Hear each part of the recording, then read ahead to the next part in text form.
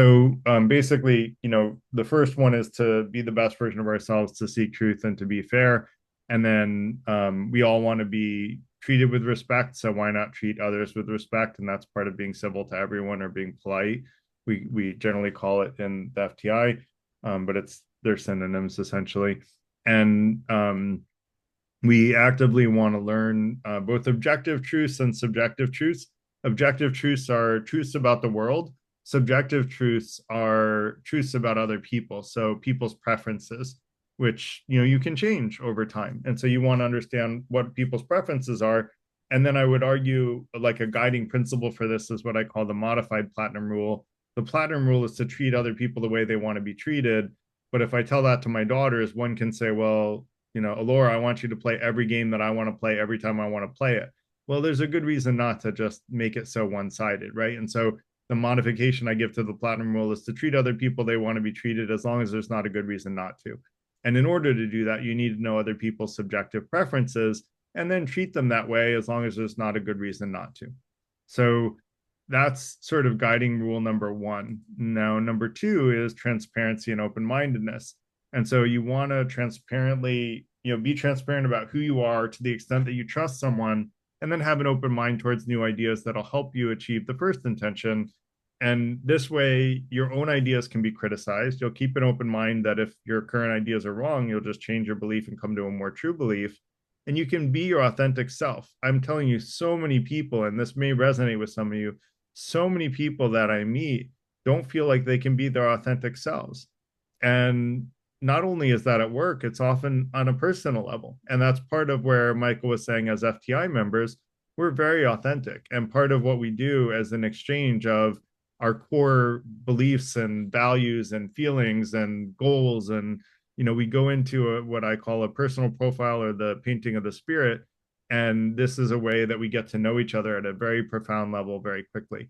And it allows us to be very authentic and true to ourselves with each other and practice doing that, which you will feel so much better when you can be your authentic self. I worked in corporate America and I never felt like I could be my authentic self in a corporation. Like there was always a corporate drone expectation that you act a certain way and you be a certain way. And in some work situations, that's going to be the reality. If you work at that company, that's going to be how it is, and that's expected. And if you fall out of the norm, you won't be in the company anymore because you're not a fit for the culture. So I'm not saying that you can be your authentic self in all situations all the time, but I think that we all are naturally healthier when we are authentic and being our true selves. But when I say authentic, I don't mean being a jerk. I've had people tell me, "Oh, I'm just a jerk. That's how I am." And I'm like, "No, no, no. It doesn't work that way. Like none of us want to be a jerk, without some stimulus like making us be that way." And I'll talk about that in the fifth intention. And so we want to be open to considering other beneficial truths that we can learn about the world, ourselves, and others. And we want to get to know people at a deep and profound level, which we do by listening to understand, which I also call listening with empathy, but in the FTI, we call it listening to understand, where we're trying to listen to other people to understand why they came to their beliefs, not trying to prove them wrong and not trying to like contradict them right away with our beliefs, but to say, well, with empathy, where did you come from? Where are you coming from with that different belief than me? We have far more to learn by people with different beliefs, and the more different their beliefs, the more we have to learn from them. Next is critical thinking skills, and essentially, you want to hone your critical thinking skills because that's what helps you discern what is a fact versus what's fiction, and what is wisdom versus folly. And wisdom, I'm going to talk about in the next section. But critical thinking skills are a big part of what we do in FTI events. Like almost every event ties in some way to critical thinking skills on these Tuesday night events. And then we talk about them a lot, indirectly, if not directly, in FTI meetings. So this next one is really where the true sort of rubber meets the road, if you will. I think we should first prevent significant unnecessary harm from happening to any human being on earth that we can influence, where we can influence it. And then second, we should increase happiness and decrease harm in the world. And by happiness, I mean, help people achieve whatever goals they have, as long as they're not causing significant unnecessary harm or causing great amounts of harm, like insignificant harm. As long as people have noble goals, let's help each other achieve them. And by harm, I mean anyone can say I was harmed, and significant harm means that it's independently validated by a third party of peers. And I think that we should, basically have as much freedom as possible. I kind of agree with Hegel there. We should have as much freedom as possible to pursue happiness, but we should also be following laws, which Hegel was also keen on. That yes, you can have a lot of freedom, but you have to follow the rules of society. And for me, the rules of society should be preventing significant unnecessary harm for all people. And then they should be encouraging, but not necessarily enforcing, an increase in happiness and decrease in harm.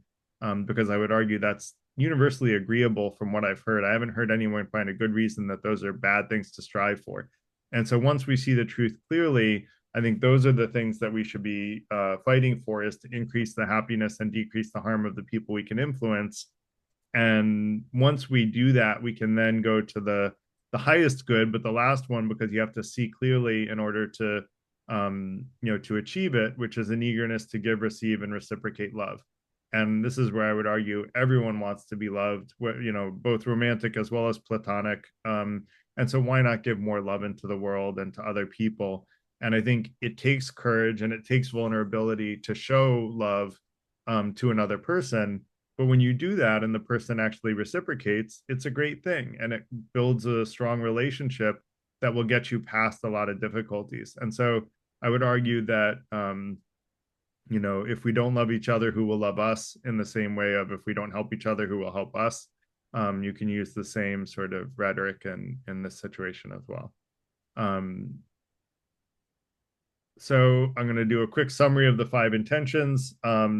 Strive for excellence, be the best version of ourselves, seek truth and be fair, transparently share beliefs with an open mind, and transparently share beliefs with other people, and transparently and authentically, and then listen with an open mind, use critical thinking to discern fact from fiction and wisdom from folly, strive to increase happiness and decrease harm after preventing all significant unnecessary harm, and then give, receive, and reciprocate love. So that's what I would argue. If we're doing those 5 things, then our goals are noble and we should be stubborn about them, right? We should strive for them with all we've got.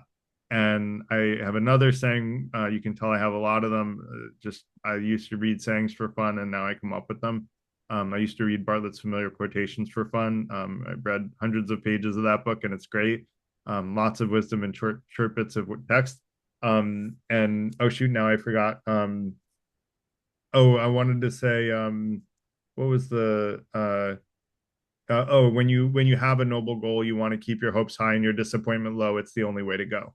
And if you are always excited about striving towards that noble goal or that noble set of goals, and you're never disappointed on your way, and I mentioned that one earlier too, but I think it's worth mentioning again in the context of, I think the differentiator between stubbornness is follow these 5 rules. And if you're following these 5 rules, then be stubborn about what you're striving for, keep your hopes high and your disappointment low, and learn from the times you don't meet your goals. And as you keep learning, you're going to get closer and closer to those goals, or you're going to come up with new goals. Your goals may change during that time too. So that said, I will post this in Discord, and now I'm going to open it up for questions. And I would love to know if this was helpful to anyone. If you feel like you can better discern when stubbornness is good or bad, and maybe just write it in the chat of whether or not you feel like you can better tell whether or not stubbornness is good or bad. And feel free to raise hands with questions. There's a little raise hand icon at the bottom, or if you go under reactions, it might be there. And so Carl has his hand up first. Go ahead, Carl. I will start it. I think in terms of words, great presentation, by the way. I really enjoyed the quotes. And I really like that you summarized the 5 intentions in the way you did. Thanks. Personally, not to create any grandiosity based on the comment I read in the chat. I think it does answer all the questions of the world that people have been debating for 3,000 years. And And the reason I say that is because I think the questions have been answered. Just because people have not followed them is Yes. a different question. I think we've had wisdom for 5,000 years. Um, so, but in terms of thinking of the words and the connotation of words, I don't think that there's a good thing about good stubbornness. I think that if you take the word stubbornness by itself, and I'm kind of going for what Carrie asked originally, like, what's the difference, right? How can you tell the difference between stubbornness and perseverance? Now, here's two words. One has a negative connotation automatically. Just say stubbornness, right? But perseverance, I cannot think in a negative way, although you could make an argument, right? Taking each one and say, this is good, this is bad. But I think what words are there, that's what words are for, right? It's kind of like, I think perseverance is a really good synonym to Yes, stubbornness, but the positive version. I So agree. we shouldn't say good stubbornness. We should just Yes. say stubbornness is bad. Perseverance is good. Grit Right. is good, Yeah. right? Has the positive connotation of everything you've Yep. outlined in the lecture, right? So we should just kind of like, uh, poo-poo it away, basically. Stubbornness is bad. And I agree. I like the idea that stubbornness is really kind of closed-mindedness.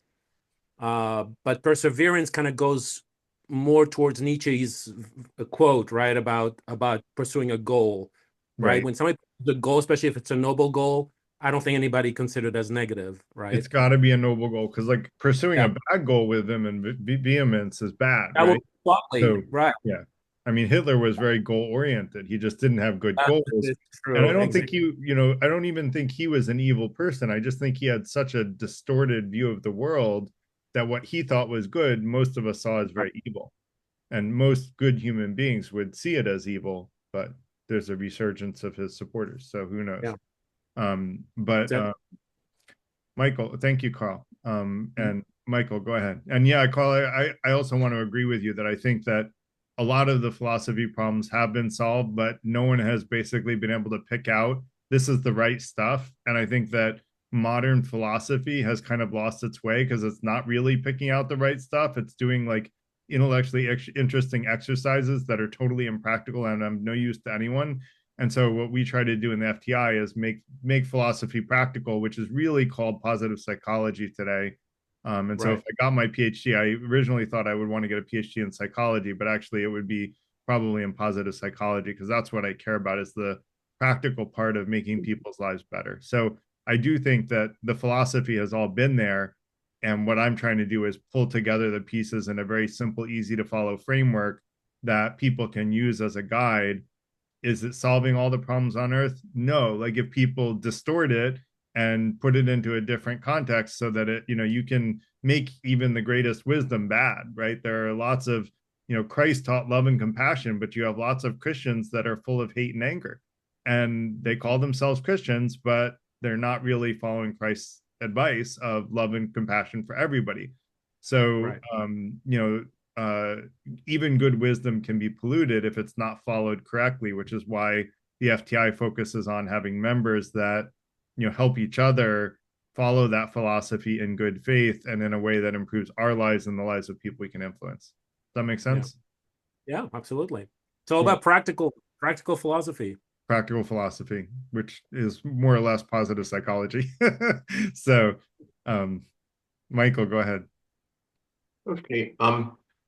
About being goal oriented and stubborn. And what was the other word that we used for goal oriented? Tenacity, Perseverance, grit. Perseverance. Yes. perseverance, tenacity, grit. Yes. Yeah. Well, when you're stubborn, going towards a goal, I've seen people who are stubborn who have refused to um, accept that a detour is necessary to achieve their goal. They just keep on going as they've been going and they can't achieve their goal. Whereas if you have perseverance, you reanalyze the situation, realize you might have to make a U-turn, you might have to take a detour. And that is, you had said, is being open-minded. So you can be open-minded towards achieving a goal. Um, it's still, you still have perseverance, but you're not stubborn. In other words, you're not refusing to see reality and its impact on your attempts to achieve your goal. Yeah, I agree with you 100%, Michael. And I would say if I had, I think you're honing in on what I think are one of the two biggest problems that face society today. One is having an open mind, but two, is having the critical thinking skills to discern fact from fiction and wisdom from folly. And it's only going to get worse with the growth of AI, where, chatbots can seem more human than humans. And, they're really good at making stuff up. And there's all kinds of dystopian possible futures with AI. And I just hope that we can keep it under control. Right now, it is for the most part, but there's a risk of the Pandora's box being opened. I read a quote, something to the fact that I don't have a problem with artificial intelligence. My problem is with real stupidity. It's a good quote. I like that. Where did you get that? I don't remember. I'm going to write it down. Lynn liked that one too. I'm going to guess somewhere on the internet. Yes. Thank you, Michael. Ben, go ahead. Yeah, that's definitely a quote worthy of writing down. I like that. Yeah, me too. I appreciate the presentation, Garrett, and some of the quotes especially. A couple of the quotes were really resonant with me. I guess I'll second what's already been said, especially starting with Carl, and I'll second his background. That is the best background I've seen on here. Garrett, probably before this, I thought you maybe had the best background, but I think Carl's background's Carl's is really cool. I agree. yeah, Is it like a Kincaid or something? What is it? Again, a nighttime autumn psychedelic walk or something. Yeah. So yeah, I think it seems like it's going to be universal. Stubbornness has just got so many negative connotations. I don't usually think of nice, concise quotes, but I thought just in my head while I was listening, stubbornness seems to be impossible to anchor to wisdom. So I think because we're a collective, we need to cooperate. You'll find that stubbornness is a solitary act. And even if you're doing it within a collective, it's still like a minority that's typically being stubborn. So stubbornness is almost, it really can't be good by nature. I think they're like those, what are they, those connector monkeys, like those monkeys with them interlocking hands you have when you're a kid. I'd say like the vast majority of them monkeys, the front and center, all have negative connotations. And the peripheral ones where aspiration, resilience, confidence, they're peripheral. So we have better concepts and definitions for the good parts of stubbornness and the primary components of stubbornness and negative. So essentially, especially given that we're a hypersocial creature, then stubbornness is it's counterproductive to the collective. Yeah, I agree 100%. I would only distinguish that stubbornness is the word we use when we want to vilify someone's grit, tenacity, resilience, persistence, fortitude, or perseverance. That doesn't mean the person calling it stubborn is accurate, that it is stubbornness. And so what I tried to present today is how do you tell whether or not it's good persistence or bad persistence? But I agree with Carl that stubbornness is the label we should give the bad persistence, and all the other ones are the labels that we should give the good persistence. Yeah. But the question is, how do we know which category to put it into? And that's what I think the 5 intentions help you do is say, is this good, good or bad persistence or stubbornness? So should I call it stubbornness or should I call it persistence? Which word should I use? Well, that's why positive psychology is so effective. I guess you can open up the metacognitive framing when someone's calling someone else stubborn. Are you just being stubborn by framing them this way? Exactly. Are they mischaracterizing it as stubbornness because they themselves have a false belief that's making them think the person they're criticizing has a false belief? Right. And that's why always having an open mind and using our own critical thinking skills is so important, because we can right those wrongs in real time. If we see someone saying, hey, Carl was being stubborn in his, assertion that stubbornness is always bad, right? Which he wasn't. But if someone thought that, they could assert that transparently, and then we could all listen with an open mind and use our critical thinking skills. And then someone could go, oh, Garrett, no, Carl was pretty right. Stubbornness is pretty much a bad connotation. Like that was an accurate depiction. Yeah. And then we've all kind of used our own critical thinking, which I think is super important, because you can't trust anyone's judgment more than yourself at the end of the day.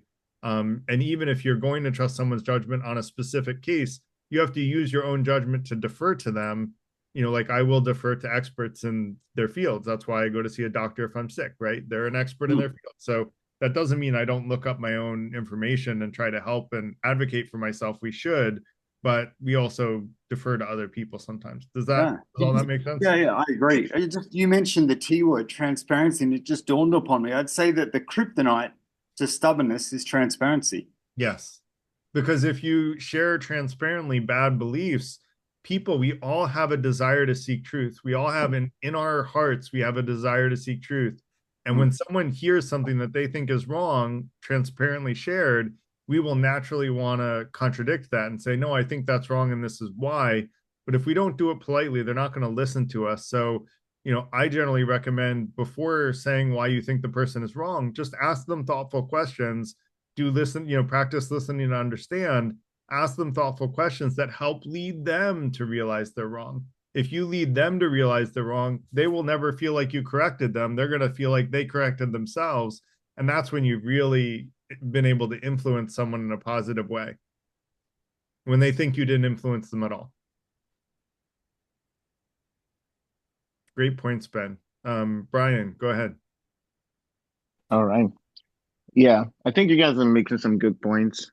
I just wanted to add that, I mean, stubbornness definitely has a negative connotation, but I think some of you guys have been saying how it can be positive a lot of times. I mean, at least I would say the times when stubbornness is actually negative versus when it's positive, it's, the negative definitely outweighs the positive.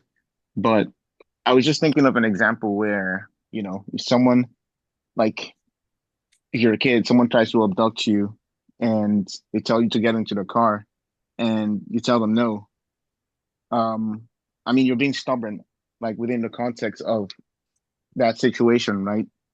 Because the consequences of that could be that they might just kill you there. But it's actually a sound decision, because you could possibly survive that little moment right there. And if you're just someone who is in a negative relationship, or someone who's in a bad situation, I mean, sometimes just being stubborn towards someone who's not treating you fairly could actually be a good thing. But I do agree that for the most part, it's definitely negative. The other thing that I wanted to add was, 1 second, I was thinking. Yeah, I agree with the points that Ben was making about how it's like when you're this, if you live in a society, or you live amongst different people and stuff, and the decision that you make, every decision that you make, or the behaviors that you engage in, could have a rippling effect on the people around you. So being stubborn might actually be bad. I was just thinking of flat earthers, and I guess a lot of people hold these really ridiculous beliefs and stuff, where you could argue with them for I mean, you could just argue with them, but they're just never going to change their opinions on it, because they just think that even if you provide them with the best, even if you make the best and most convincing argument against them. I was just thinking what you said, Garrett, where you were like, yeah, if you try to convince them to see why they're wrong. I don't know if that works on flat earthers, man, or people who hold crazy beliefs like that. Well, but that's where my quote comes in, is you can be taught by a Buddha, but if you're too stubborn to learn, you'll remain an egotistical jerk, right? I debated 40 minutes with a flat earther.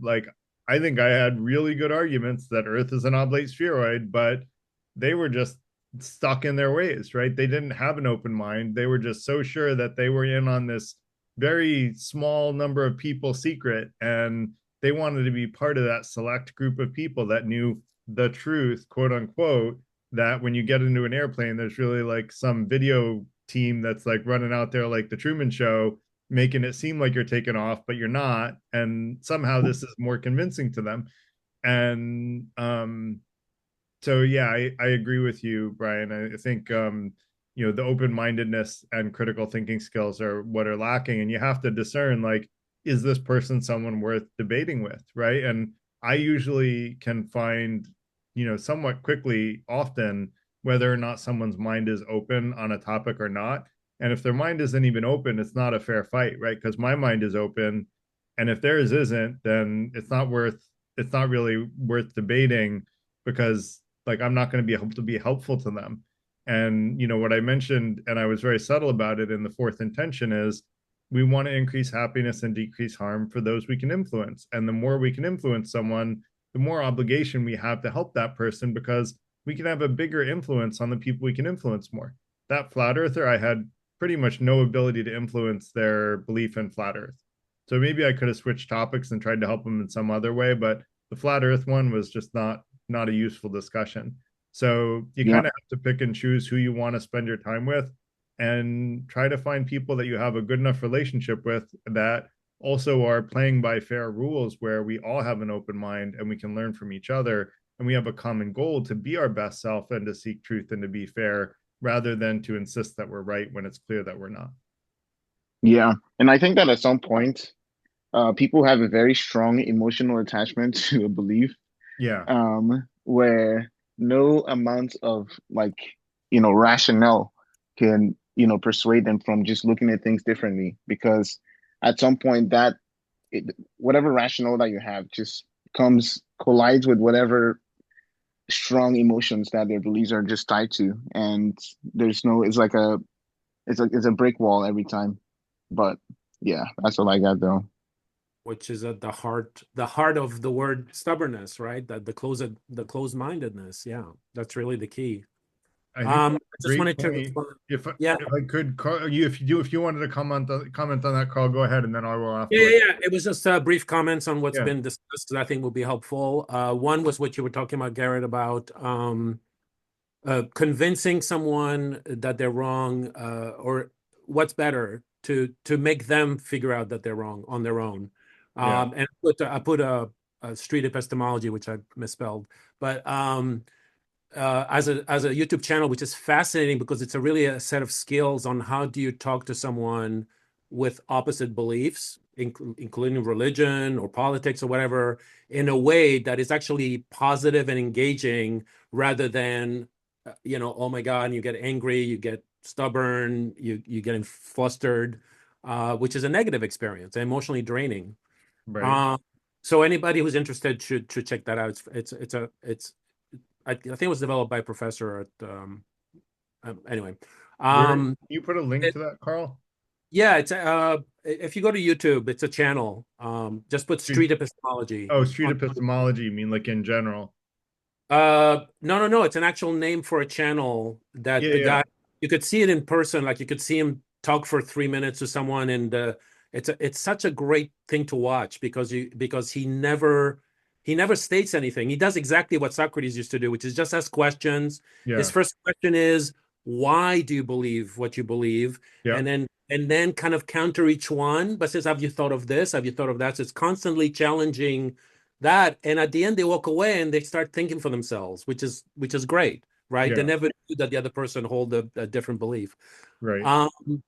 But I think ultimately, as we're talking about, I think it comes down to truth, because I was thinking about my own experiences where I guess I felt that I was being stubborn, but I think it was because of something that I knew was true, and we're talking 100%. We're not talking about I believe falsely or whatever, right? It's something like, I think I'm so maybe obsessed with what is true versus what is wrong and illusion, as just an interest, that I really trying to make sure, either by listening to others or exploring on my own, as something that is true, so that when I encounter something that is false, you try to talk to them in that sense of helping them, so that they know something is true and go on not believing false things, right?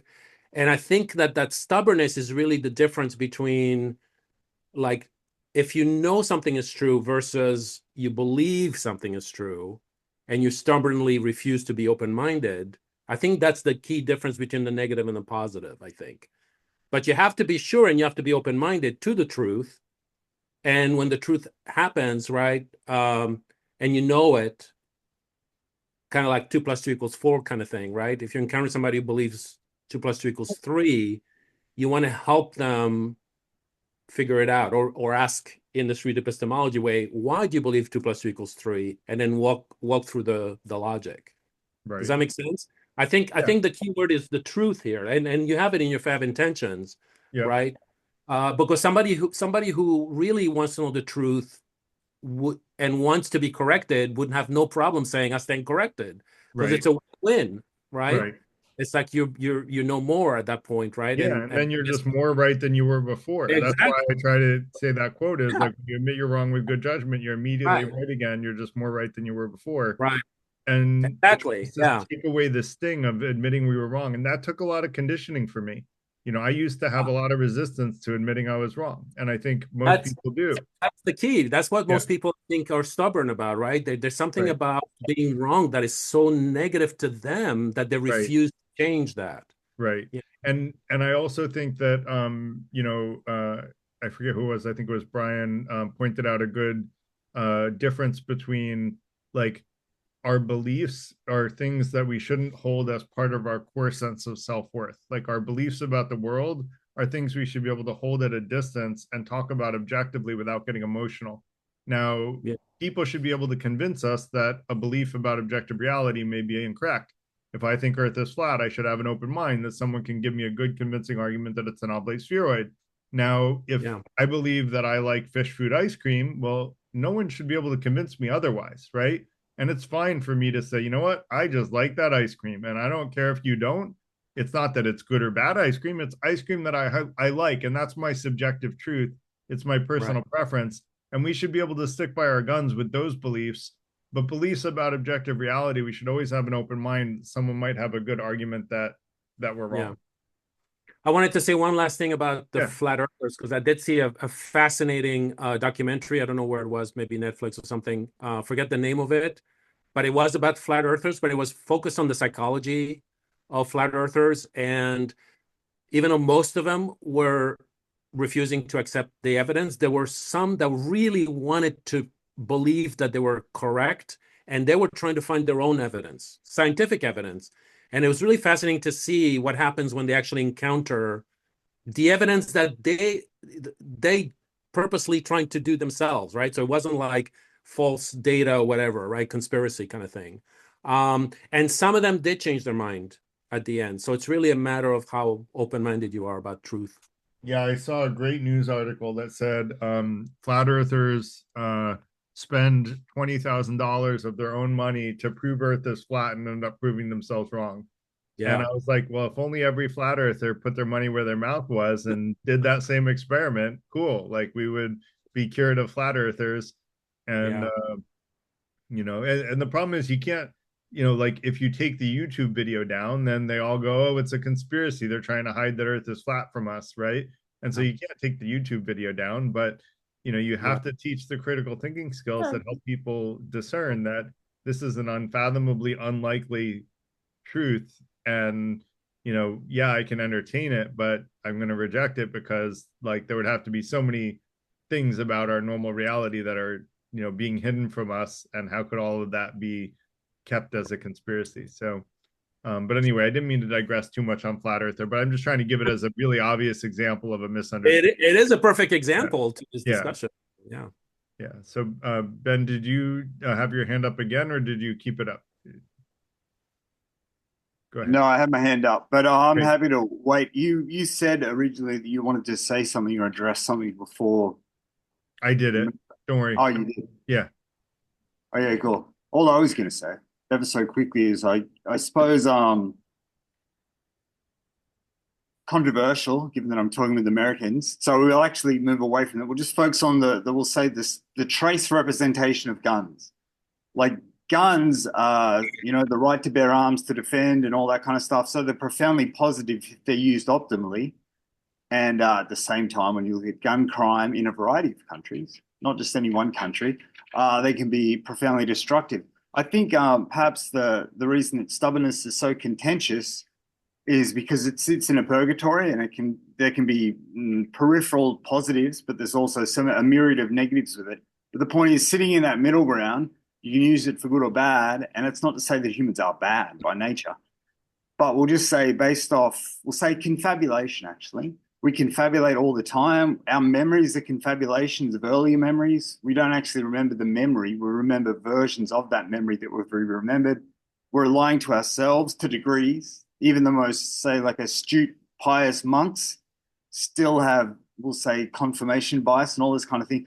So when you look at all this nested in quite a neurotic being, humans, you'd think that the reason that the reason stubbornness is so contentious above all else is because, in the same way that we know what flat earthers are doing because we do it to ourselves in different, less dramatic ways, we know that stubbornness is almost always going to be used as a weapon to confabulate or defend against closed-mindedness. Like if you get told you're being closed-minded, you can say something like, "Hey, I'm not a sheep," or "So you've got to stand your ground sometimes," or just some sort of bullshit. Right? So I think that's probably the primary reason that stubbornness is so contentious, because we're able to confabulate not only to each other, but to ourselves. And so it's just this dangerous wand that we can weave all over the place. And unless we've got like really robust support systems and really adept critical thinking methodologies, then we're going to be stubborn primarily for negative outcomes, which will reduce that open-mindedness. Yeah. That's it. No, I agree. And just so you know, the reason that the Second Amendment, or the right to bear arms, was passed was to allow an against the government, right? populace to overthrow a tyrannical government. Thwart The major irony was the people with guns on January 6th were trying to kill the democratically elected government and put in place one that was trying to prevent a peaceful transition of power. And so, it got used, like our founding fathers were rolling in their graves on January 6th, because that was actually a big debate whether or not the right to bear arms was even necessary. They really, half of the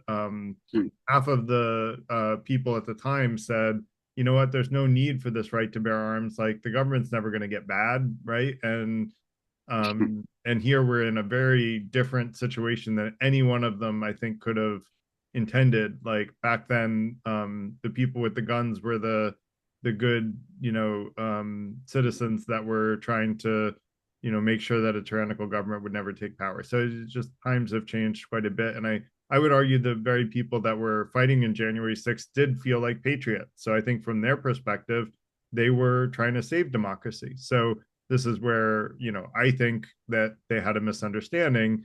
And so, yeah. Can I just say, ultimately, that's why stubbornness is probably so dangerous, for that very reason. Right. Most people really misunderstand the Second Amendment of bear arms because it simply means that you have the right to wear T-shirts and have bare arms and not loose. But I wanted to ask Ben a question, because whenever we talk about gun control, I always think of Australia. And the fact that didn't Australia pass a law that basically outlawed guns? Is that true or not?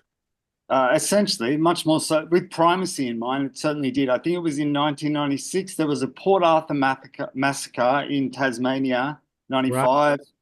Right. It was at that point in time the biggest public massacre. And then they had this buyback scheme where the government bought back guns.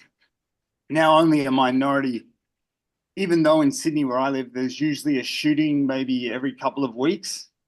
In spite of that, basically the entirety of Australia is, at least apart from rural communities and farmers, Australia is basically gun-free. Right. Yeah. I've always thought how great it was that it took one massacre to basically give common sense to people, and here is basically status quo. Nothing changes, which is contentious statement. Yeah. Yeah. It's also a little bit like there are a lot of sport hunters in the US. And so that's a big reason that people want to maintain their guns. But then there also is evidence that, I looked up the evidence between how often do guns protect someone in their home versus cause accidents? And actually, they do protect people in their homes much more often than the accidents. I had heard that it was the other way around. So Right. there are pieces of data that are pro gun that get thrown around. But we did another event on gun control, and I tried to make an argument that gun control isn't what we should even go after, because so many people are so vehement about protecting their guns, and I'll take them, or you can take them over my dead body. And so I said, I think we should focus on the mental health help. If everybody was mentally well, we wouldn't have gun violence in the first place, and people could have guns. And to be honest, if everyone was mentally well, I don't know that we would have had a January 6th. Like, I don't think that the people that decided to, march on the Capitol and try to kill politicians that day were mentally healthy. And that may be a bold claim, but I will stand by that one until they put me in jail under the Trump administration. So Also, you don't need military assault weapons for sport or to protect your home. correct. You don't need like okay fully handgun. automatic weapons, It's ridiculous. unless you want to take down the whole family of deer, right? Real quick. So, sorry. Kay Barone. I absolutely agree with you on mental health issue is more important. Yeah. And in fact, one of the things I'm doing as a side gig is I'm getting people free access to mental health coverage. Anyone that knows a company with 10 or more employees, reach out to me. I'll put my email in the chat. I can get mental health coverage for any company with 10 or more employees making $25,000 a year or more in the US, and the company will actually save $500 per employee per year by offering it. So it's a great thing. I want to get as many companies health insurance. It includes a bunch of other insurances too, but it includes mental health insurance, and it's no cost, no copay, no deductible. And so I just want to get that into more people's hands so that people can get the help they need. Like I'm not meaning to criticize the people in January 6th as like bad people at all. I think they're people in need of help, and I would like to see them get access to the help that will help them be healthier, happier people. Right? Well, I mean, even more so like Sandy Hook. I mean, do you remember that Yeah. Newtown, Connecticut? Yeah. And then the one in Texas, 2 years ago, was it? Just There was absolutely. If I can be black humor for a moment, Jenny, Sandy Hook had what's his name that told the families that they never had children that were killed in that massacre, and I'm blanking on his name. What was the guy? Alex Jones. Alex Jones, yeah. So he got sued for a huge amount of money because he did a really horrible, torturous thing to families, and his website was called Infowars, and it actually got put up for auction. And for those not familiar with The Onion, it's a satire group. I believe they actually bought Infowars to satire Alex Jones, and they bought it at auction. And I have to say that was pretty freaking hilarious that they did that. So I think that's been judicially stopped at this point. Has it really? Oh, that's a shame. That would have been really funny. I would have. Oh man, those bastards at judicial. Damn it. Yeah, well, it's a highly conservative judiciary now, thanks to Mitch McConnell blocking all of the federal judges under Obama. So, and then appointing them all under Trump. So I'm sorry, Kay Barone. I didn't mean to digress on you. No problem. So I think at the start you were saying about addressing things that were specifically use the word harmful to the other person and not wasting time on things that are not necessarily harmful. That concept I agree with, but then you just elaborated that you were debating with somebody about flat earth or not flat earth. I myself am not a flat earther. I don't think that's the truth by any means. But at the same time, I don't think anybody's believing that the earth is flat is in any way problematic to them or to me. I don't think that's going to harm them in any way. And it's not going to harm me. So if it's not going to be harmful, You know, like I attend these groups because I know that there's people in here who will be open-minded and have discussions and be willing to debate things, and everybody's part of that. Everybody knows that that's what we're potentially inviting ourselves into. So we're doing that with the knowledge that that's possible. But So if it's like someone in my workplace or a friend of mine, you know, they don't want to constantly be debating or, fending for their views when we're hanging out, right? Like, yeah, and it's not fair of me to create that stress when maybe they're just telling me about some interaction that they just had with somebody else about it. And then for me to come in and be like, oh, well, this is, look at the science and look at this. I mean, I think that's right. kind of a shit move if I was to do that, It depends on the person that you're interacting with, and that's why I would encourage you to follow the platinum rule, which is understand what that person wants and treat them the way they want to be treated. Now I will ask, like, if someone has the belief that earth is flat, well, maybe that doesn't immediately cause significant harm to them. um there's an echo. Oh yeah. Let me see if I can Oh, find it. it's Jeannie. Hold on, let me just mute. So if someone believes that Earth is flat, I would argue they probably, that one, the biggest type of problem that comes to mind is like they will probably never go on a plane trip to Australia because they think that it's not really on the other side of the world. Or maybe they will because it's just a different place and maybe it won't cause harm. But if they have that false belief, how many other false beliefs do they also have because of lack of critical thinking skills? So while that particular belief, I would agree with you, Kay, like I don't know that that's the one that is actually the most important to go after, because I agree with you. If it's not causing significant, harm in their lives, then that's not the one I would go after. And that's where, with that flat earther, I was kind of referring, I mentioned it subtly, but maybe I should have been talking with her about something else, right? And, trying to see if there are other ways that I could positively impact her life or help her with her critical thinking skills. But that's where, following the platinum rule and trying to figure out, where does that person want help? Are there any challenges in their lives, and just asking them how life is going and what's going on with you, and like, how have you been? And, oh, do you want any advice on that? No. Okay, fine, then I won't give you any advice. Oh, you do want advice, maybe I will give you advice.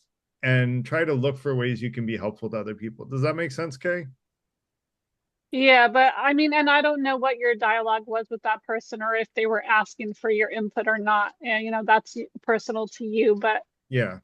But I agree with your last comment about asking people if they want help, because what you or I may see as lacking in, critical thinking skills, the person who's experienced it probably doesn't. And Yeah. to say that they are would be really offensive to most Agreed. people. Yeah, you don't go up to the person and say, like, I didn't like tell them you lack critical thinking skills, right? I just asked thoughtful questions that would lead them to say, oh wait, maybe there's some contradiction in my beliefs and maybe I have a misunderstanding. And so I was asking thoughtful questions about why they believed Earth was flat, and trying to say, well, if Earth is flat, where are the pictures from the edge of the Earth, right? Like, why don't we have pictures of the edge of the Earth and the water falling off the edge? Like, have you ever been there, right? And would you ever make a trip there, like, to see what it looked like and bring back pictures for me, and stuff like that kind of open their mind to maybe there is some false belief here. But I do, and the reason I say, like, I'm not going to debate with a flat earther again is because, to your point, it's not going to be a high impact area. Like, that's not the area I'm going to have a positive impact on their lives, most likely. So I will agree with you that you kind of have to pick and choose your battles. So I'm glad I'm next because I wanted to respond to Go ahead. that specifically with the flat earthers. I'm going to respectfully disagree with Kay and maybe you, Garrett, as well, in the sense of that there is negative consequences to that belief, even though it seems harmless. And I've only learned this from watching the documentary, because it was kind of like you saw it. It really, like, it broke relationships. It separated people. It got people feeling ridiculed, ostracized. So it is important. However, you got to be respectful. And then connected to that is the platinum rule, because following that logic, to a flat earthers, you say, how would you like to be treated? And they say, I would like to be treated with respect. I would like you to listen to me and tell me I'm right. I'd like to be accepted for those beliefs. You will not do that, or you'd feel like you're being hypocrite if you do, right? So that would be for me a negative of the platinum rule. Just as people find negatives with the golden rule. However, I think those who bring up the platinum rule, and I've really tried to. I was very excited about platinum rule years ago when that came about too. But when you take the golden rule as the negatives, not the positive, you cannot deny the negative aspect of the golden rule, and you don't need anything past that. If you follow the negative part of the golden rule, which is do not treat others as you would not like to be treated, assuming you're not a masochist, there's no exceptions to that, I don't think. No, you could come up with other exceptions like masochism, like, even masochism aside. So like that, you could come up with other parallels on other parts of life that are not as exception based as that. And the negative of the platinum rule, you're not including my caveat to the platinum rule, which is unless there's a good reason not to. And in your case, there would be a good reason not to humor that person with a false belief. And so, the most polite thing is to just remain silent. If you can't ask them questions that help them realize they have a misunderstanding, then you just back off, right? And I'm not good at backing off. I'm trying to get better at that myself. Yeah, the problem that I have personally with backing off is, and especially if there's consequences, right? Is to me it's the equivalent of let's agree to disagree, which to me doesn't solve anything, right? It's like, okay, we're just putting it under the carpet. Yeah, nothing happened, right? I agree with you, Carl, but I would also agree with Kay, in that if that's not an important topic right now, like we don't have to have consensus on it, because unless we're about to decide, are we going to spend our life savings to go take a trip to the edge of the world and get pictures and come back? And like we have to make that decision right now. Like we don't have to agree on whether or not the earth is flat. Right. And so, do we have a decision at risk? Are either of us going to make a decision that is dependent on the other person that relies on that being true? And if the answer is no, and we talked about this a while back on talking about objective truths and subjective truths, if there's no common decision that we need to have consensus on, it's okay to agree to disagree, right? We're not going to agree with everybody we meet. And in fact, I think one of the problems in modern society is that we stay on the surface so much to simply make sure we do continue to agree with people, because people aren't comfortable agreeing to disagree. I think we need to get more comfortable agreeing to disagree and hearing each other out and understanding why, with empathy, listening to understand about why someone came to a different belief, and being okay hearing them out and saying, you know what, I really heard you out. I understand where you're coming from. I'm coming from a different place. And, I did that just the other day. I was talking with someone about monism, where they believe there is no morality, right? Which is actually like a Hindu spiritual belief. And Hinduism has a lot of great wisdom, but this is one of the things that I think there's a misunderstanding in monism. I do think there are bad things and there are good things. And I think following the 5 intentions is generally going to lead you to do good things. And torturing innocent babies for fun. I think you were the one that came up with that one, Carl, if I'm not mistaken. Maybe someone came up with it in one of my events on morality. And I'm like, yeah, like that's a very clearly wrong thing to do 100% of the time. You can't conceive of any time that torturing an innocent baby for fun is like, okay. Like, and when I talk to people who don't believe in morality and I give them that scenario, they will still disagree with me sometimes, but they won't come up with a reason that a reasonable person would defend that, right? Because there isn't one. And so, at that point, if someone is willing to double down on, like, I don't believe in morality, I can't come up with a reason that would be moral, but I don't believe in morality, then I'm like, okay, like, then I'll agree to disagree with you. At that point, I'm ready to move on to another conversation. Yeah. So, Sabrina, you have your hand up. Yeah, I think we have to be careful of not trying to be self-righteous. and trying to prove that you're right and proving the other person wrong, not that the issue or their belief is wrong. And that's definitely ego talking there for me. Right. Because you're not trying to share and say, this is how I understand it, this is what I know, Yeah. right?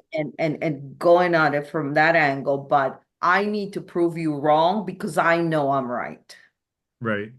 And And that's how most people, I think, go about it. That's how I went about it most of my life, as I would hear someone I disagreed with and I'd be like, this is why you're wrong. And I would batter them with logic and I would give really good logical explanations, but it wasn't very convincing. And I was like, well, why isn't this convincing? I gave all the logic about why I'm right, but it didn't convince many people, if any. And that's when, I actually learned more from Daryl Davis, who's like this black jazz musician that's talked with hundreds of KKK members and gotten them to leave the KKK just by asking empathetic questions. He's like a modern Socrates, in my opinion, and a modern hero for being such. And he made me realize that you don't have to tell people they're wrong. And in fact, you're much more effective if you don't tell people they're wrong. And in fact, we have so much more to learn by listening to the people we disagree with. So I now just listen and ask questions. And, I've had people get mad at me like, I don't even know your opinion. You seem to disagree with me, but I have no idea what you believe. And I'm like, yeah, that's because I just want to understand where you're coming from. And I'm trying right. to understand why you came to your belief. Like, my belief is irrelevant right now. I'm just trying to learn from you, and so I think that meant that I was being successful. And, he was frustrated by it because he's used to the bludgeoning of, back and forth, beliefs and saying I'm right and you're wrong and this is why. And he didn't have good explanations for why he had his beliefs. And I think that came out in the questioning, and that's part of why he got frustrated with me. So, but I agree Yeah. with you 100%, Sabrina. We shouldn't be self-righteous. We shouldn't assume we're right, even. And that's why I think asking questions with empathy is the right starting point. We should assume we're Yeah. wrong. We should actually say, you know what, I'm going to set my current beliefs aside and I'm going to pretend I don't have them. And I'm just going to understand why this person came to their belief with empathy and see where they're coming from and how good their logical argument for defending their beliefs are. And sometimes I do that and people have really strong logical beliefs. And then other times I do that and they can't answer the most basic questions. And you can, ask questions that lead you into a contradiction very quickly. And when you get into a contradiction, you don't have a consistent knowledge base. There's something amiss.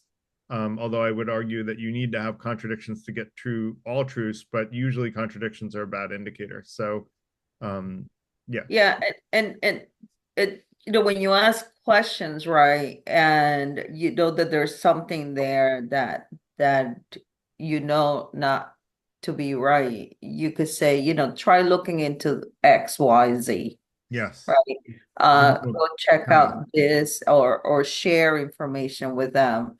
Yeah. You're not telling them they're wrong, but you're showing them a path. And then Correct. it's up to them, right? So Totally. use empathy, asking questions, Right. not being confrontational about it, and actually being interested in why they think the way they think, right? Because I think sometimes it's not really the belief or the understanding that they have, it's where they're coming from with that belief. I think that sometimes needs to be detangled in order for you to actually know how to approach the person Yeah, and I and agree. and how to connect with them. Because otherwise, you're just trying to talk facts and it becomes this confrontational thing and it becomes about ideas and nobody listens to anyone and you end up at zero, which is exactly where you started. You might not get them to agree with you, but you might be able to make a friend, Right. which I think matters more. Hmm. And that's where I think, I have another saying, which is everybody deserves love and compassion. The ones we think deserve it the least are the ones that need it the most. A lot of the times, the most angry and upset people that are even the hardest to get along with are the ones that need someone to just listen to them and understand where they're coming from with empathy, because they've often had really horrible and hard lives. Yes. And so I think it's important that we try to act and listen with empathy. So I agree 110% with you, Sabrina. Brian, go ahead. All right. So we wouldn't have to tell these people that they were wrong if they weren't so hell bent on telling us that we were wrong. Um, this is just me responding to you, so you finding out that it's probably best not to tell people they're wrong because I understand why trying not to preach all the time and trying not to I guess lecture people might is actually is more reasonable than trying to do it. But the only reason why a lot of us find out that people hold I guess you know ridiculous beliefs is when they actually share it with us.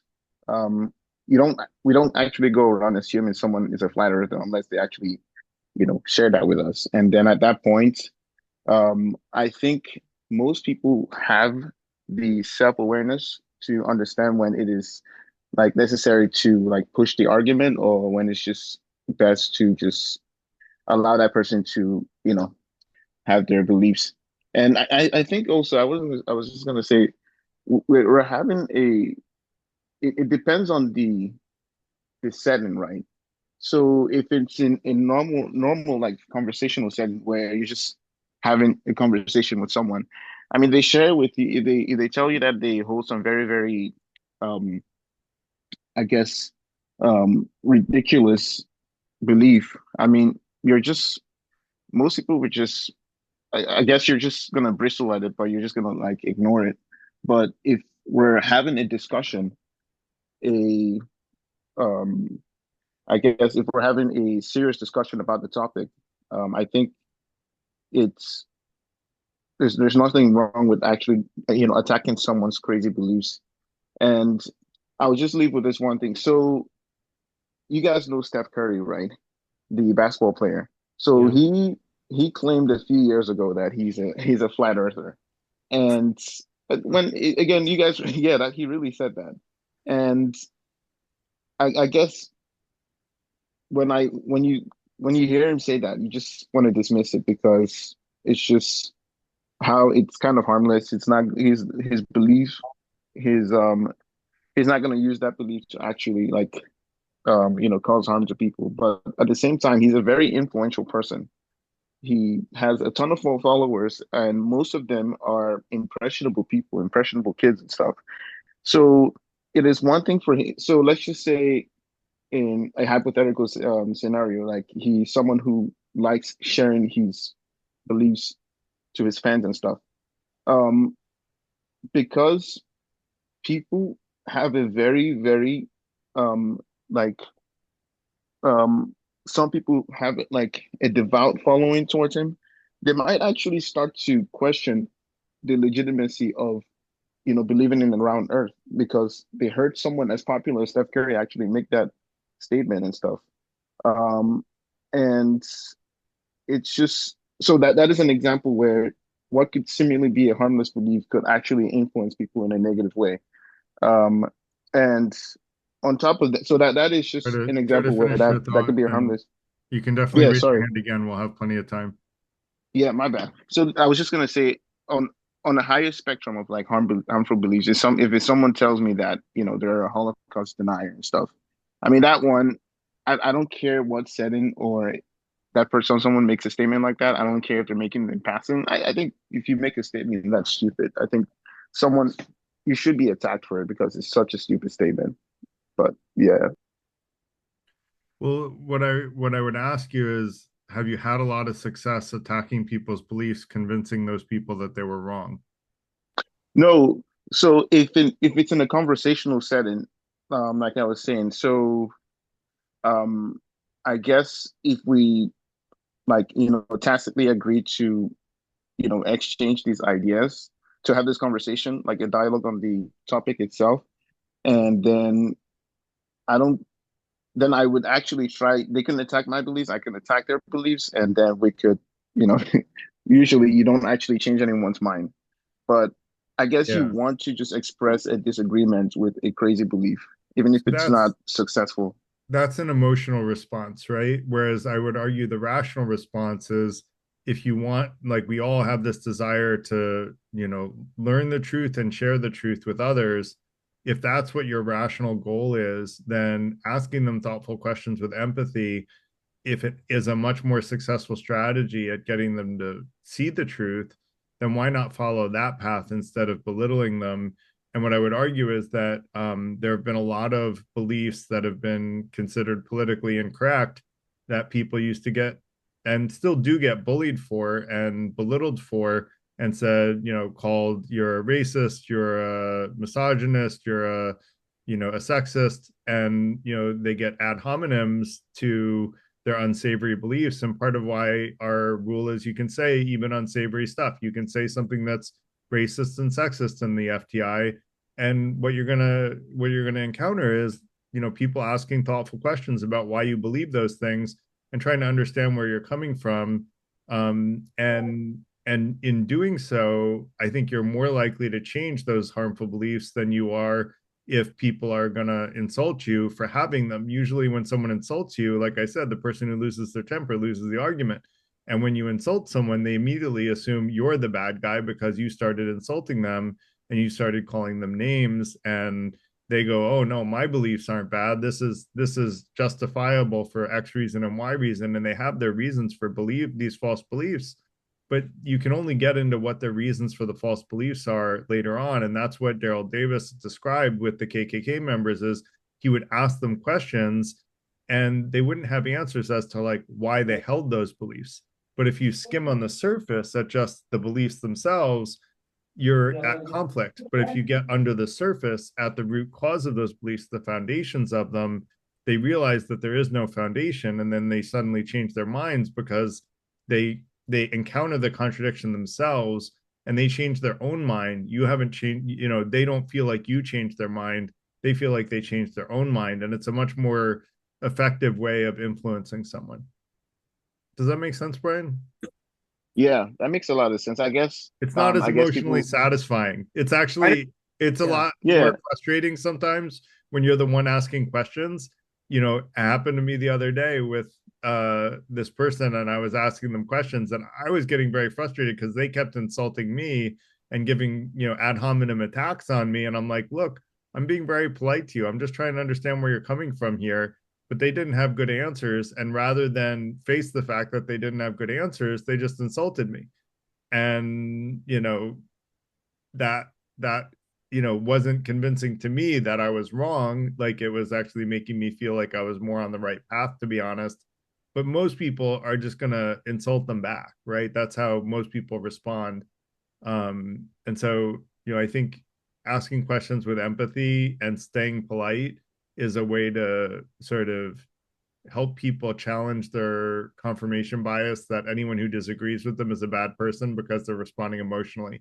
And I think especially in today's modern political environment, people get emotional about almost everything in politics. And it's that much more important that we stay calm, cool, and collected, and that we empathize with the people we disagree with to understand where they're coming from and why.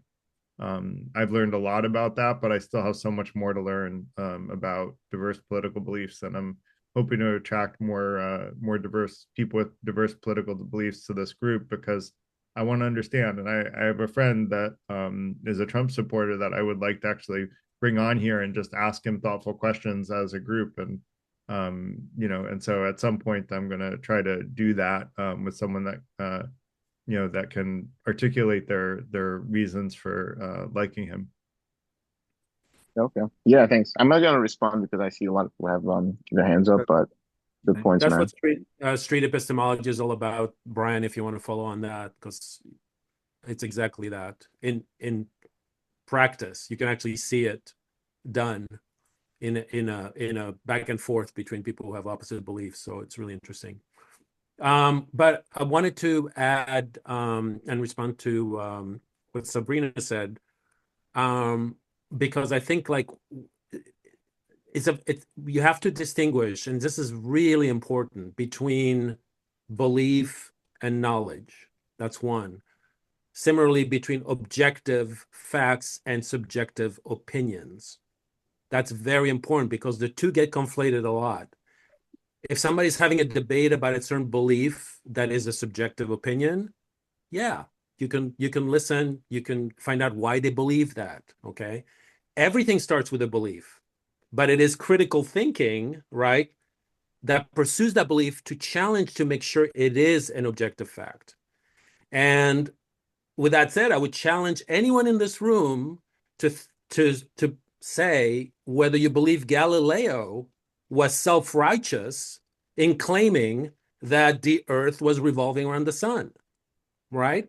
We know he was not, right? Because he knew something that was factual, right? Everybody else had a belief that they thought was a fact. And that is the really important distinction here. A lot of people have beliefs that are false, that they believe are true. Some they believe to the core of their being, that if you challenge that, they're going to start getting really angry and frustrated, as if it's an attack on their self, right? Yeah. The Pope But threatened to put him at the stake, burn him at the stake for his, right, right. he didn't go So under house arrest and recant his yeah, belief. and I totally agree about being empathetic and kind to others. I mean, just insulting, period, should not be part of any discussion. But in terms of listening to someone, how many people here would, and I'm not talking about attacking, I'm talking about being really open-minded. How many people here would be open-minded to the belief that the earth was not revolving around the sun or that the earth was flat, right? Claiming to be that would be hypocritical, right? It would not be authentic. And I think authenticity and honesty between people is very important. So, I mean, I have no problem saying, hey, this is a fact, and I believe you are wrong, without meaning and without insulting and without attacking, right? I mean, I have no problem with that. If somebody tells me that, oh, please, I want to know if I'm believe something that is a fact that I'm actually wrong about, right? Because again, you want to be right about stuff that is true. So anyway, I just wanted to respond to that. It's such an important thing that so many people conflate. I Right? agree. And I don't think people even recognize the difference between objective fact and subjective belief, like subjective opinion. Yeah. And, I like fish food ice cream is my subjective opinion. I'm entitled to that, and no one can prove me wrong. That's my opinion. Garrett, you are so wrong. No. I know, exactly, right? So, but objective facts about the world, we should be able to come to consensus on, through scientific study. And so, yeah, I agree with everything you said. And then I'll let Carrie go. Okay, yeah, I mean, I think there's a lot of layers to this because on one level, I don't think we have access to facts. We have access to appearances, right? And through that, we make pragmatic structures that we use to predict things, and the ones that are successful, we call that the truth. This isn't like capital T truth. It's just the best information we have. Although a lot of folks at a less granular level will call it the truth, and it works perfectly well. So I just think we shouldn't get smug about our own assessment of the truth, because outside of like maybe analytic statements or something, things that are true by definition, okay, fine. But the other thing is when, the debate starts when there's a difference of opinion. And from there, we each individually decide whether we want to engage in a debate or not. Sometimes I just don't want to talk to somebody about whatever it is they want to discuss, and that's fine. Other times we'll join in here, and it's like, all right, it's game on. Let's go ahead and, we'll wage into the, arena. But I think it's always a good idea to go ahead and engage in that debate. Like, let's say there's a Holocaust denier. It doesn't help anybody to just say, well, I'm not even going to talk to you. I don't want to hear your argument. Maybe they have some good arguments. Maybe there's some data there that's like, what about this? Well, maybe there are answers to that. Let's explore those, right? Oftentimes, it's not necessarily like either this is the truth or that's the truth. It's probably neither or some of both at the same time, right? I mean, you talk about the earth circling the sun. Well, does it? What is the earth? What is the sun circle? Could you, I mean, you can extrapolate this at different levels, right? Are we actually orbiting the center of the galaxy? Is the galaxy orbiting around something else, right? These are different layers. throw things in there like, is time a dimension? If so, what's a fourth dimensional sphere? Would that be the shape of the Earth? Really? I mean, we can get really, really obscure here. The other place it's really important is when we start talking about ethical and moral areas, because here there is definitely no objective truth that now we're talking about societal balancing tests and where to, how do we figure out where to draw the line for when abortion should be allowed or not, or informed consent or things like that. Because nobody can tell me why, at 17 years old and 364 days, you're fundamentally different than when you turn 18, right? But somebody's got to draw a line somewhere because we thrive on boundaries, right? So I think there's that principle of humility, I guess, is a long-winded way of getting around that we should take to every argument, and don't expect to always be right, even if there's a pragmatic truth that you're kind of, carrying that flag. Thanks. Yeah. I'm going Can to I just ask a clarifying question, though? Carrie, Yeah, do you please. believe that there's no such thing as a fact that's 100% true regardless? Or I don't know. I know that we don't have access to it. really? Really? What about Earth being an oblate spheroid? Well, here's the thing. I mean, I'm still stuck in the days of Hume saying, you can't prove causation, only correlation, right? We had a talk on that. I think we had a talk on Hume's guillotine, and I think I gave a pretty good argument that you can prove an is Okay. from a not from But- an is. Ooh. Carrie, I'd like to just ask you a question real Yeah. If I say to you this particular fact, the Space Needle is in Seattle, Washington. Mhm. Would you argue about it? Would you say, I don't know if that's No, no. true? Would you be open-minded? In the context that we're talking about, sure. Yeah. And that's an analytic statement, right? It's definitional, right? It's I think so. I mean, it depends on what you're going to use as You've been it, you've seen it, you know it's there. If you go there anytime you know it'll be there. Yeah, No? I've walked under the thing many times. Yeah. At least I've walked under what I believe to be the Space Needle, in my, conception of time and space, whether that's what, I could be a brain in a jar. Oh, okay. Yes, we could Right. all be in the Matrix But then. the concern there though is if you are a brain in the jar, who put your brain in the jar?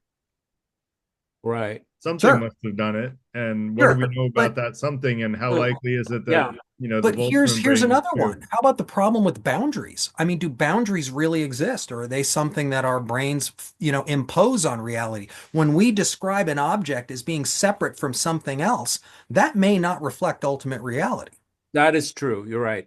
So, yeah, no, I agree. But that would be a fact as well, though. but I look at that as contextual. It's like when you and I are talking about where we want to go have lunch, I'm not going to be talking about the time-space continuum and four-dimensional reality. I'm just going to think, hey, what's a good place to grab a burger? Right? Right. Yeah, and that's subjective. But that's what I'm trying to figure out. I was trying to clarify, whether you believe in actual facts or not. But I Yeah. mean, you say, yeah, I mean, technically it's all perception. And I mean, I tend to default to Wittgenstein, unfortunately, where it's like, what is language doing is a huge problem. And I heard, I don't know if Christina has ever been here. She had this quote that was, language is a guess. And I thought that I'm going to have to think on that more. I thought that was kind of profound, but anyway. Okay. I would ask, I guess, if you think that you said in ethical and moral areas, there's definitely no objective truth. But what about torturing an innocent baby for fun? Can you think of a reasonable person's perspective where that was ethically okay? So you've already situated it within a reasonably ethical person. So within that context, I think that's actually valid truth, right? That we could call it. Now, is it, in the land of the spider? Probably not. Right? Spider ethics are very different than human ethics, and we can specify a human baby if we want to, just to be more clear. We do know that spiders do kill baby spiders for fun. So, well, I know my cat will torture spiders with glee, and I have to constantly stop him from doing that. But remember, just because someone does something, right? I'm sure some human being on Earth in history has tortured an innocent baby for fun. Does that mean that it was okay, or does it mean that that person was psychotic? I think I more guess likely the here's latter. the question though. Is it's a group decision, right? We're ruling by consensus.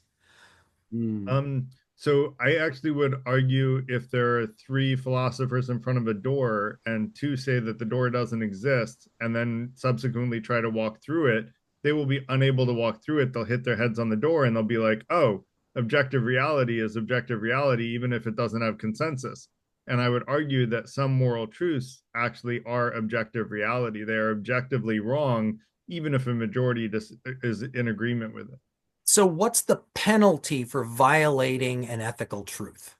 Well, that's where we get into metaphysical, karma. If you don't get punished in this life, that, if we do reincarnate, which science has said that we do, then some higher power is in charge of where we reincarnate and how much influence we have in our next incarnation.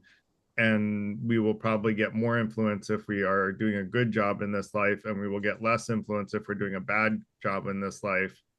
If And that's the case, then there's absolutely an absolute ethical truth.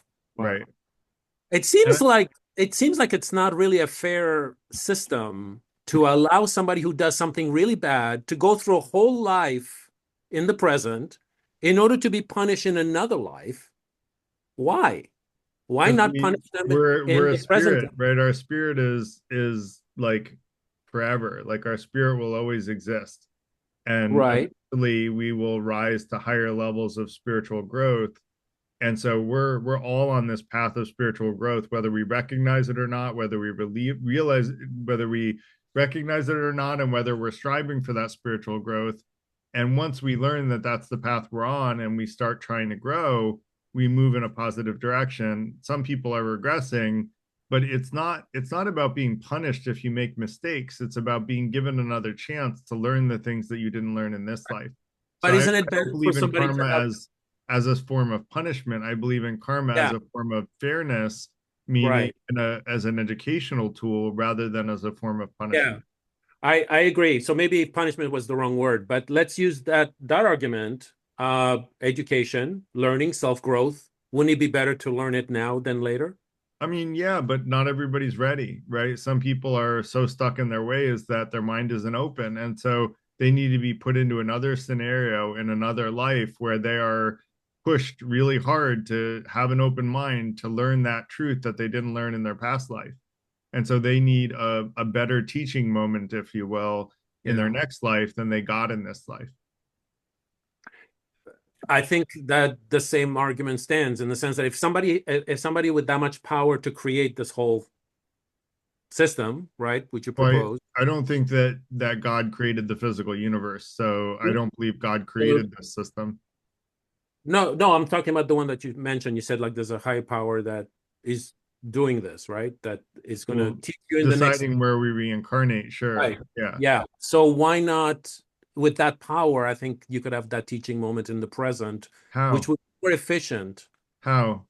Oh, you mean like if they have no control over the present? I mean, like we have free will. Like we can ultimately choose to be stubborn if we want to. Yeah. In this life, we can choose, and certain people are really forced to do certain things because they're, like they're put into homelessness and they're forced to beg and have the humility to beg for enough like sustenance to survive. And Yeah. so certain people are put into very bad situations because they're making poor decisions. And, like I feel bad for those people, but some of them are doing it by choice. And, like I don't know what to say other than that sometimes they're choosing not to learn. Now, if God was omnipotent, he could just put the thought into their head, like, you need to have the humility to learn. But if God was omnipotent, there would be no evil on earth. And I think Epicurus made a pretty solid argument that if God was omnipotent and benevolent, Are he my would allow favorites. bad to happen. Like there would be no evil. And I Yeah. don't buy the arguments that evil has to exist. I think if God was omnipotent and benevolent, there would be no evil. So I think God is powerful and benevolent, but not omnipotent. And God's servants, same thing, powerful and benevolent, but not omnipotent. So they can't force the teaching moment in this life, but they can say, look, if you don't learn in this life, we're going to put you into another life and another situation, where your natural proclivity will be to learn that lesson in the next incarnation. And now we've kind of digressed onto reincarnation. Yeah, Sorry it for still that, but makes sense to me. But Michael, you had your hand up. Yes, I just wanted to make an analogy about how you had said, asking people questions empathetically so they can come to their own conclusion. It sounds a lot like the psychoanalytic or psychiatric process because a patient will have false beliefs about themselves and about the world. They have resistance, which is a psychiatric phenomenon, and the psychiatrist will ask empathetic questions which actually get the patient to realize the truth themselves. So it's kind of a very similar process. I think, Michael, what you're referring to is cognitive behavioral therapy, which is different from psychoanalysis in terms of modality. But yeah, it's definitely a psychological thing of challenging beliefs. Yeah. Mhm. Yeah, I don't know the exact terminology. Thank you, Carl. I have a friend that's practices cognitive behavioral therapy. That's a Stoic author, and like we get along really well because we think similarly. And I don't know much about cognitive behavioral therapy, but I remember him saying that it comes from Stoicism, and I do.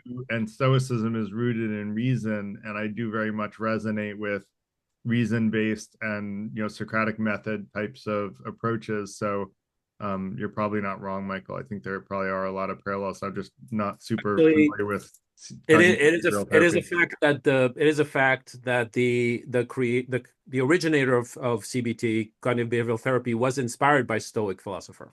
Interesting. Interesting. Yes, it does. Good job. I'll explain that later. Ozan, you have your hand up. Thank you, Carl. Hi folks, Ozan here from Cape Cod, a Turkish man. I wanted to actually comment on some of the things that you guys talked, and the actual presentation was gone through a lot of different description on different kind of description of stubbornness, that we say this can be stubbornness or this can be that. I'm like, why would choose different words or totally different things to describe stubbornness? And I realize, obviously, while I listen you guys, because you need to think about it a little bit, and I realize my stubbornness or your stubbornness, sorry, your your decisiveness or your being perseverance, or you can name it anything, I guess. Your virtues, your lifestyle can be really observed by me as stubbornness. Somebody can say, oh, look at that, this is an honorable man, because he doesn't want to see his kid because they did a wrong to him. Or some other person says, such a miserable man, he didn't see his kids for the rest of the life because of one mistake. And it's kind of that's why when we talk about human beings, it's very deep, and it's kind of like, not, I'm not gonna say vague, but it's kind of vague too. It's a weird stuff. And with the flat earth is not directly affecting right now, immediately affecting us. And I want to comment on that too. I think it immediately affects us because if you have something like so obviously known and wrong way, and you believe in that, it's just for fun, it just becomes disastrous. I think it's more disastrous than being a racist in a sense, because people born into a culture, and they're, let's say you want to say something about, let's say, like Hell's Angels. Wow, guys, you guys are talking terrible things here, or you can do some criminal activities too. You look like somebody can do something. You have an idea about this type of figure, look, and the style they are in, and they represent themselves. But you want to fix something by destroying the whole life. Like that's kind of, I think it can be also self-righteous thing. It can be also like Jordan Peterson has this very famous line. He says they are asking him, "You talk about like transgender community about this thing. Do you support it? Where it comes from?" Or he's somebody is like judging him or trying to like understand deeper. So now look at this. You said offensive things. I told you you're telling me claiming that I talk offensively, and you are risking to offend me to get a truth or try to prove a point that you believe in. But the thing is, I think that's very important. Like you have to have that capacity to risk people, like risk to offend people, and that is the like I think that's the biggest thing that you have to learn as a person and keep going. Because if you can't, then you're gonna become like interested in like common or real truth or more like learning the realities of life. It's kind of general terms and trying to become more generalist or there are different terms to explain it, but I don't know exactly right now remembering. So if you try to become like that wisdom mindset, you might also become somebody's diminished in something is vague too. Like you want to prove something, you want to learn it, but while you're learning it, you're diminishing it. It makes sense too. Like I, in my view on, it's also aligned with my view on the stubbornness. I think stubbornness is good sometimes, and good in a sense of if you really consider that devoting time it eats up everything and changes everything. You have to consider that. And then I think if you keep that in mind, Try to finish update the time to thought. time when you think about that, I think it's very useful. But the other way can be very damaging. And so are you saying that you think you should be listening with an open mind no matter what other people say and considering whether or not they may have some truth that you don't know about? Am I hearing that right? Well, I think open-mindedness is good, but the open-mindedness is very it's taken granted. I think it's open-minded, open-hearted too. Like you need to be able to like get in a conversation with your friends and accept that big pain or big losing the conversation or even being hurt that night, but still say, you know what? These are my friends. Okay. I mean, people like I shared something in the FTI about myself, what we were doing in Turkey. I want to open that a little bit. So we were kind of people that accepting people, but also learning with them, updating the society that we have, and there should be people around us that actually not just mentally but emotionally can connect us too. Like Yeah, I don't know, it's that's like that's what I was saying feeling like too. alone by your own idea is not just it's not very important. Feeling lonely it's like a feeling emotional you can be left alone. That's but also eventually they gonna suck you into that group because you belong like higher understanding. There is an like agreement. It's unwritten agreement in your mind that is this is our community and or this is people, I am people, all humans. I'm gonna be accepted and connect back. So I think it's very important and people needs to be there for reminding that and really maintaining some kind of cultural circle that can, I don't know, accept and I don't know, Yeah. can kind of really good managing that society. It's I very think what you're important. saying, Ozan, is that human connection, especially in society, is more important than facts. Yes. I mean, I think so, yeah.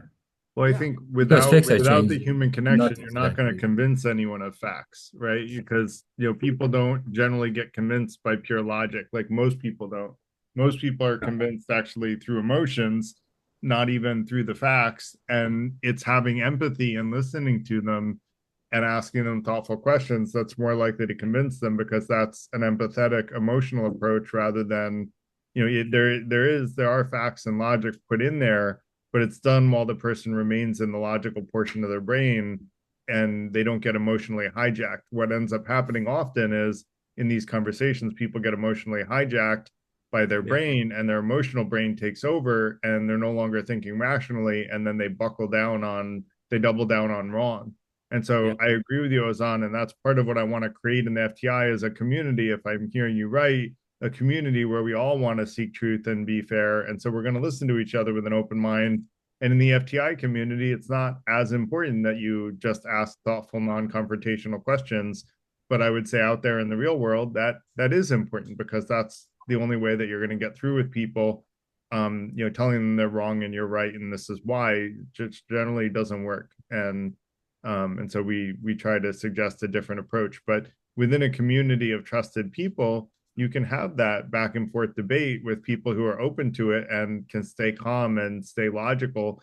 I can do that with people, and a lot of people in this room can, or in this virtual room, but not everybody's capable of that. And so I would just say it depends on the person, and that's where I'll go back to the modified platinum rule, which is treat people the way they want to be treated. And with that, I'm going to wrap up. Hopefully people saw the event for next week. We're going to talk about the deficit. So I'll try to put the deficit in context. And I think it'll be interesting, so that we can all kind of look at how big the deficit is. Are you talking about the deficit in intelligence, or no, of the US debt and deficit. Oh, I see. Okay. Yeah. I thought in light of talking about flat earthers that's what. No, US debt and deficit. But I do think that with kindness and compassion. We're going into a Trump administration that has said, I won't take away, I'm going to give money to everybody. I'm not going to raise taxes. And if you look, Biden was criticized very heavily for his high spending, but actually the debt went up twice as much under Trump as it did under Biden, even though Biden had the biggest spending package since like FDR, basically. But actually, when I looked it up, and it was only when I fact checked that belief, that I always thought Biden spent more than Trump. And he probably did. He just, Trump lowered taxes so much that it reduced government income. So the debt actually grew much faster under Trump than it did under Biden. So, I think we're, talking about the debt is important and the deficit is important. And we should understand where we stand now, and, what our beliefs are should be shaped based on the future that we want to pass on to future generations. Yeah. All right. So sounds thanks good. A lot, everyone, for coming. Hope to see you guys next week, and we'll talk about money. Bye, everyone. Bye. Thanks, everyone, for the great comments and conversation. Good to see a bunch of regulars and some new folks as well. Take care, everybody.